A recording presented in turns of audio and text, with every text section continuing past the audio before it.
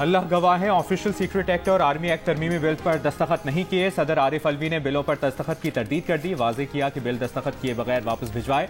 उन्होंने दस्तखत नहीं किए, वो इन बिल से इत्तफाक नहीं करते। अपने अमले को भी कहा है कि बिल बगैर दस्तखत के वापस भेजें। अमले से काफ़ी बार तस्दीक की कि बिल्स बगैर दस्तखत के वापस भेज दिए गए हैं। आज मालूम हुआ कि मेरे अमले ने मेरी मर्जी और हुक्म को मजरू किया। अल्लाह सब जानता है। मैं इन सब से माफ़ी मांगता हूँ जो इन बिल से मुतासर होंगे।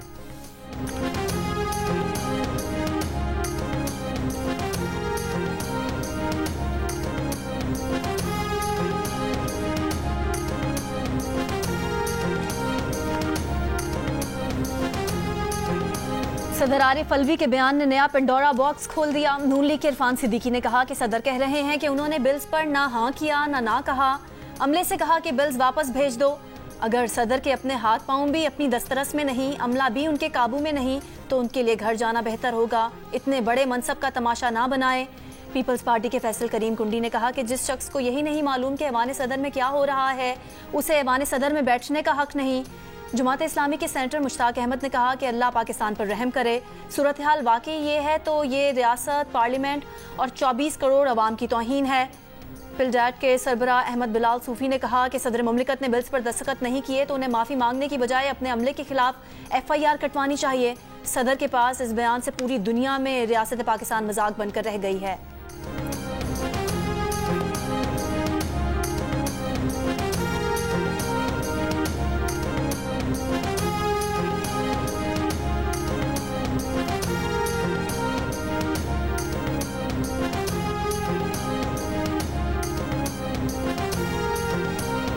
सदर मुमलिकत का बयान हर लिहाज से गैर मामूली, तशवीशनाक और नाकाबिल तसव्वुर है। इस बयान के बाद पूरी कौम में बेचैनी और इसतराब की संगीन लहर ने जन्म लिया है। तर्जुमान तहरीक इंसाफ का रद्द अमल। कहा, सदर मुमलिकत के बयान ने रियासती नज़्म में ऊपर से लेकर नीचे तक फैले मुहलिक तरीन इन्फेक्शन को कौम के सामने बेनकाब किया है। ट्वीट के मंदरजात का हर जाविये और हर पहलू से जायजा ले रहे हैं।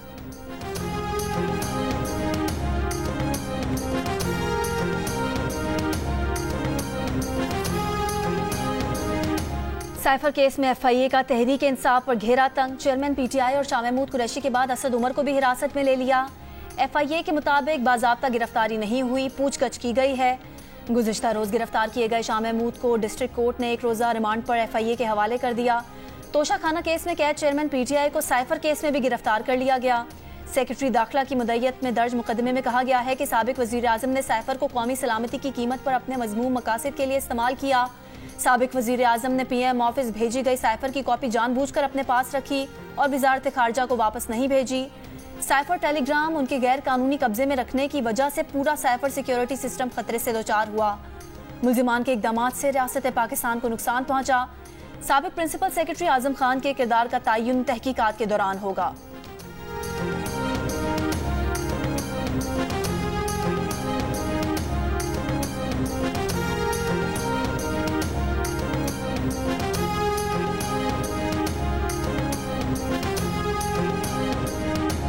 मैंने पाकिस्तान का कोई कॉम्प्रोमाइज नहीं किया।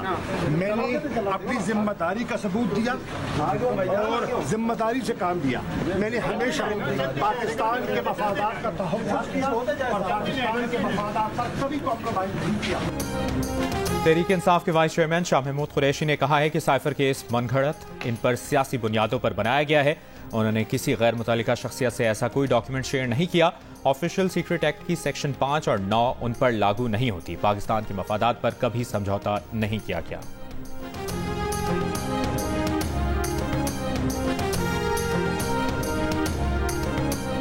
रानीपुर में पीर के घर से मुर्दा पाई जाने वाली 10 साला मुलाजमा पर जिस्मानी तशद्दुद की तस्दीक, जिनसी तशद्दुद का भी खदशा।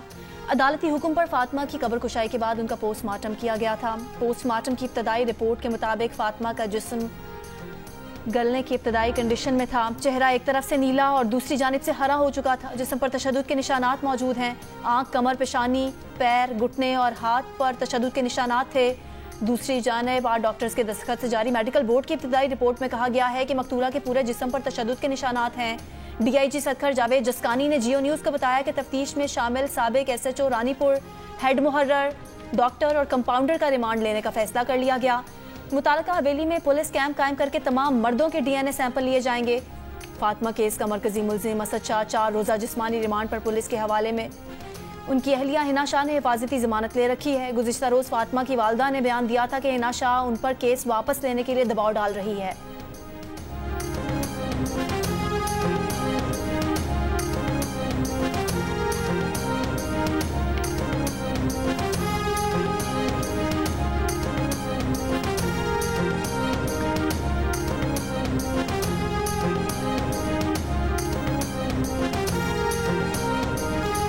कराची से इस्लामाबाद जाने वाली मुसाफिर बस मोटरवे पर डीजल से भरे ड्रम ले जाने वाली पिकअप से टकरा गई। हादसे के बाद मुसाफिर बस में आग लग गई। अंदोनाक हादसे में 18 अफराद जाँ बहक, 14 जख्मी। आग से झुलस जाने के बाद मुतादिद मुसाफिरों की लाशें नाकाबिल शनाख्त हो गईं। शनाख्त DNA से होगी। हादसा सुबह 4:15 बजे पेश आया। मुसाफिर को जलकर तबाह हो गई। पिंडी भटिया के करीब पेश आए हादसे के जख्मियों को फैसलाबाद के अलाइड अस्पताल मुंतकिल कर दिया गया। जख्मियों में 2 बच्चों समेत 4 अफराद की हालत तशवीशनाक है। जख्मी मुसाफिरों ने बताया कि वो बस के शीशे तोड़कर अपनी जान बचाने में कामयाब हुए। वाक़े की तहकीकात शुरू कर दी गई हैं। मोटरवे पुलिस के DSP समेत 9 मुलाजमीन मुअत्तल कर दिए गए। इब्तदाई तहकीकात के मुताबिक हादसा बस ड्राइवर की गफलत से पेश आया।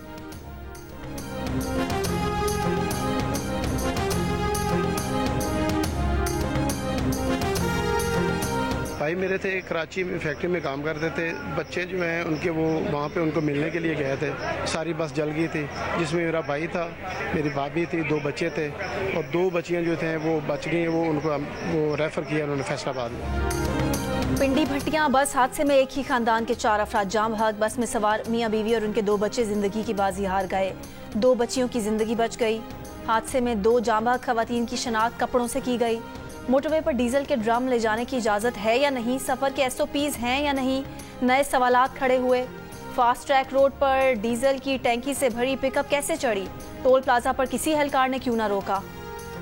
प्रॉपर चेक एंड बैलेंस होना चाहिए मोटरवे पे। कौन से व्हीकल जा सकती है, कौन सी नहीं जा सकती है।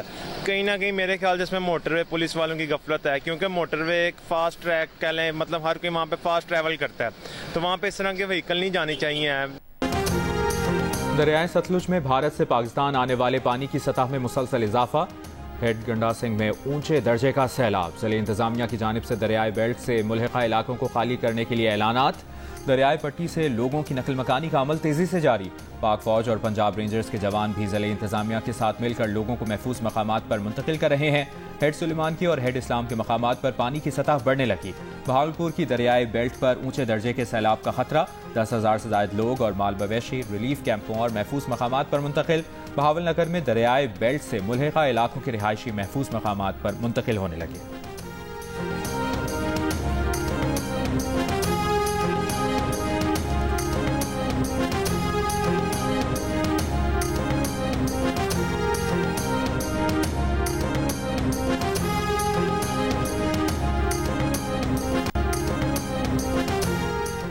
इस्लामाबाद के मजिस्ट्रेट ने तरनौल में जलसा करने और शराब ब्लॉक करने के केस में गिरफ्तार ईमान ज़ैनब मजारी और अली वजीर ड्यूटी मजिस्ट्रेट के सामने पेश। मजिस्ट्रेट ने ईमान मजारी को कल तक थाना विमेन पुलिस की हिरासत में रखने का हुक्म दे दिया। ईमान मजारी की जिस्मानी रिमांड से मुताल्लिक कल इंसदादे दहशतगर्दी अदालत फैसला करेगी। अली वजीर का 2 रोज़ा जिस्मानी रिमांड मंजूर। दौरान समात इस्लामाबाद पुलिस का मौक़िफ़ था कि ईमान मजारी ने तरनौल जलसे में पुलिस से रोइट्स किट्स छीनी, असलहा और दीगर सामान बरामद करना है।